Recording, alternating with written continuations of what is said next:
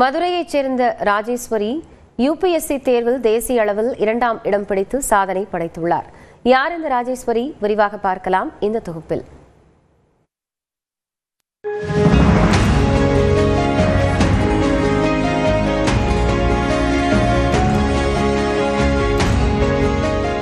மதுரை மாவட்டம் வாடிப்பட்டியைச் சேர்ந்தவர் முருகதாஸ்.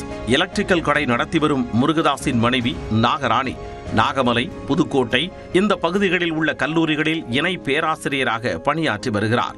இந்த தம்பதிக்கு ராஜேஸ்வரி, சு.வே. குமாரச்செல்வன் என 2 பிள்ளைகள் உள்ளனர். இதில் குமாரச்செல்வன் MBBS முடித்து மருத்துவராக உள்ள நிலையில் ராஜேஸ்வரி கடந்த 2018ஆம் ஆண்டு பொறியியல் பட்டம் பெற்று போட்டித் தேர்வுக்கு தயாராகி வந்தார். 3 முறை UPSC தேர்வு எழுதிய ராஜேஸ்வரி கடந்த 2024ஆம் ஆண்டு TNPSC குரூப் 1 தேர்வில் தேர்ச்சி பெற்று துணை ஆட்சியராக தேர்வாகி தற்பொழுது சென்னை தலைமைச் செயலகத்தில் பயிற்சி அதிகாரியாக உள்ளார். அரசு வேலை கிடைத்தது, வாழ்க்கை செட்டில் ஆகிவிட்டது என்று முடங்கிவிடாமல் தொடர்ந்து UPSC தேர்வுக்கு ராஜேஸ்வரி தயாராகி வந்துள்ளார். கைமேல் பலனாக தமிழக அரசின் நான் முதல்வன் திட்டம் கைகொடுக்க தனது குடிமைப்பணி கனவை ராஜேஸ்வரி நினைவாக்கியுள்ளார். 2025ஆம் ஆண்டுக்கான UPSC தேர்வு முடிவுகள் வெளியான நிலையில் அதில் அகில இந்திய அளவில் 2வது இடம் பிடித்து ராஜேஸ்வரி சாதனை படைத்துள்ளார். தனது பயணம் குறித்து நியூஸ் 18 தொலைக்காட்சியிடம் ராஜேஸ்வரி பகிர்ந்து கொண்டார். நான் முதல்வன் டீமோட மிஷன் டைரக்டர் சுதாகரன் சார் என்னோட இந்த பாதையில ஃப்ரம் ப்ரிலிம்ஸ் ஸ்டில் இன்டர்வியூ அன்னைக்கு வரைக்குமே எனக்கு கைடன்ஸ் கொடுத்துக்கிட்டே தான் இருந்தாங்க. நான் எங்கே தப்பு பண்றேன், எங்கே தப்பு பண்ணல, இது இப்படி பண்ணா சரியா இருக்கும், அந்த மாதிரி என்னோட ஃப்ரெண்ட்ஸ், என்னோட ஃபேமிலி மெம்பர்ஸ், என்னோட வெல்விஷர்ஸ் எல்லாருக்குமே என்னோட நன்றி. நான் முதல்வன் திட்டம் எனக்கு பர்சனலா நான் UPSC விட்டுட்டு ஒரு 2 வருஷம் வேற எக்ஸாம்ஸ் படிச்சுட்டு இருந்துட்டு திரும்ப UPSC நம்மளால செய்ய முடியும் அப்படின்ற ஒரு இக்னிஷன் பாயிண்ட் எனக்கு நான் முதல்வன் கொடுத்ததுதான் ஒரு 2-3 வருஷம் பிரேக்குக்கு அப்புறமா. தனது மகளின் சாதனையால் பூரித்து போன தந்தை முருகதாஸ் நான் முதல்வன் திட்டத்தை அறிமுகப்படுத்திய தமிழக அரசுக்கு நன்றி தெரிவித்துள்ளார். இந்த நான் முதல்வன் ஸ்கீம் ரொம்ப சப்போர்ட்டிவா இருந்தது. ஏன்னா குரூப் 1லையும் சரி UPSCலையும் நான் முதல்வன் ஸ்கீம் ரொம்ப நல்லா இருந்தது. அவங்களுடைய சப்போர்ட்டு, அங்கே இருந்த அந்த ஆஃபீஸர்ஸ், அந்த சுதாகரன் சார்னு அவருடைய சப்போர்ட்டு, இந்த நான் முதல்வன் ஸ்கீம் கொண்டு வந்த முதல்வருக்கும் அந்த துறை அதிகாரிகளுக்கும் அமைச்சர்களுக்கும் உண்மையிலே ரொம்ப நன்றியை தெரிவிச்சுக்கிறோம் என் குடும்பத்தின் சார்பாக. மதுரை அருகே எளிய குடும்ப பின்னணியில் இருந்து மத்திய அரசின் உயர் பதவிக்கு தேர்வாகி பலருக்கும் ராஜேஸ்வரி ஊக்கமளிக்கிறார்.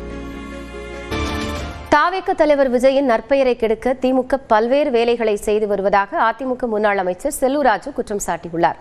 சேலத்தில் செய்தியாளர்களிடம் பேசிய அவர் விஜய் சங்கீதா விவகாரம் குறித்தும் கருத்து தெரிவித்தார்.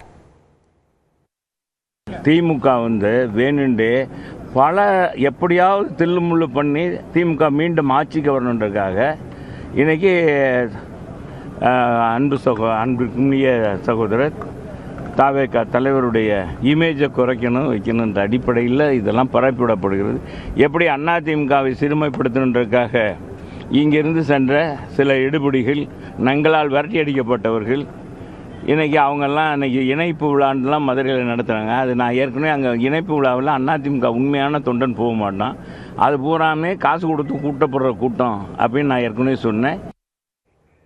சிலிண்டர் விலை ஏற்கனவே அதிகமாக இருக்கும் நிலையில் அதனை மேலும் உயர்த்தியிருப்பது பெரும் அதிர்ச்சியை ஏற்படுத்தியுள்ளதாக பொதுமக்கள் தெரிவித்துள்ளனர். இப்போவே எங்களால் சிலிண்டர் எல்லாம் வாங்க முடியல இவ்வளோ விலைக்கு. இனி 60 ரூபாய் ஒரேடியாக கூட்டி விட்டால் நாங்கள்லாம் எப்படி வாங்குவோம், எப்படி குடும்பத்தை ஓட்டுவோம்? எங்களுக்கு எப்படி இருந்தாலும் இப்போ வாங்குற சம்பளத்துக்கு எங்களுக்கு அதுவே கட்டுப்படி ஆகாது. என்ன பண்ணுறதுன்னு தெரியாமல்னா நாங்களே மானியம் அனுப்பிச்சுட்டு இருந்தாங்க, இப்போ அதுவும் நிறுத்திட்டாங்க. அப்புறம் என்ன பண்ணுறதுங்க, நாங்களே வேலைக்கு போய் இந்த வாங்குறதா அதை வாங்குறதான்னு தெரியாமல் உட்காந்துக்கிறோம்.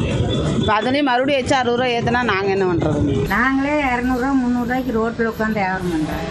60 ரூபா 100 ரூபாய் ஏற்றிட்டு இப்படி பண்ணாங்கன்னா மக்கள் என்னதான் பண்ணுவாங்க?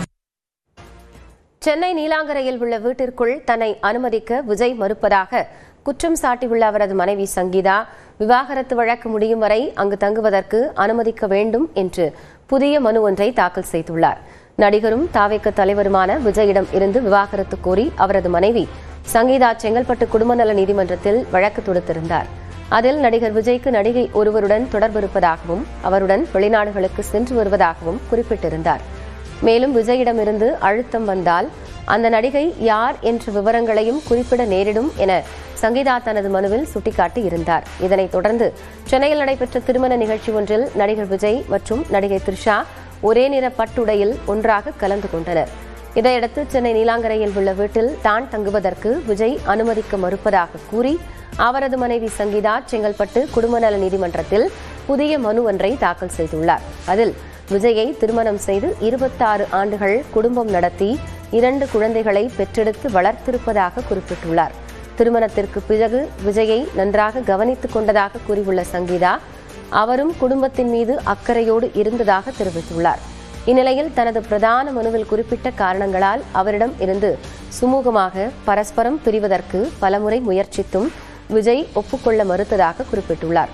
அதே சமயம் விவாகரத்து வழக்கு தொடுத்தால் வீட்டில் தங்குவதற்கு அனுமதி கிடையாது என்று விஜய் தனது வழக்கறிஞர் மூலம் ஏற்கனவே கூறியதாக சங்கீதா தனது மனுவில் தெரிவித்துள்ளார்.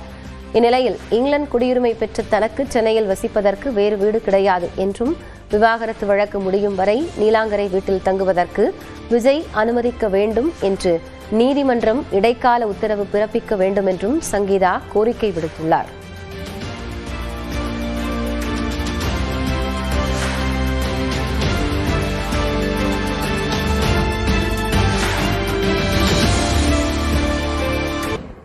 மதுரையைச் சேர்ந்த ராஜேஸ்வரி யுபிஎஸ்சி தேர்வில் தேசிய அளவில் 2ஆம் இடம் பிடித்து சாதனை படைத்துள்ளார். யார் இந்த ராஜேஸ்வரி? விரிவாக பார்க்கலாம் இந்த தொகுப்பில்.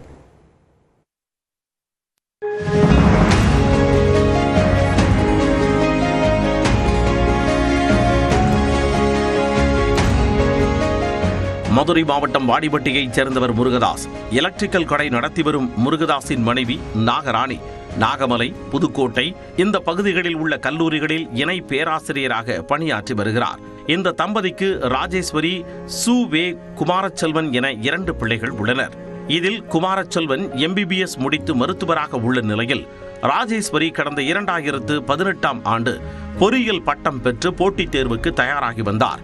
3 முறை UPSC தேர்வு எழுதிய ராஜேஸ்வரி கடந்த 2024ஆம் ஆண்டு TNPSC குரூப் 1 தேர்வில் தேர்ச்சி பெற்று துணை ஆட்சியராக தேர்வாகி தற்பொழுது சென்னை தலைமைச் செயலகத்தில் பயிற்சி அதிகாரியாக உள்ளார். அரசு வேலை கிடைத்தது, வாழ்க்கை செட்டில் ஆகிவிட்டது என்று முடங்கிவிடாமல் தொடர்ந்து UPSC தேர்வுக்கு ராஜேஸ்வரி தயாராகி வந்துள்ளார். கைமேல் பலனாக தமிழக அரசின் நான் முதல்வன் திட்டம் கைகொடுக்க தனது குடிமைப்பணி கனவை ராஜேஸ்வரி நினைவாக்கியுள்ளார்.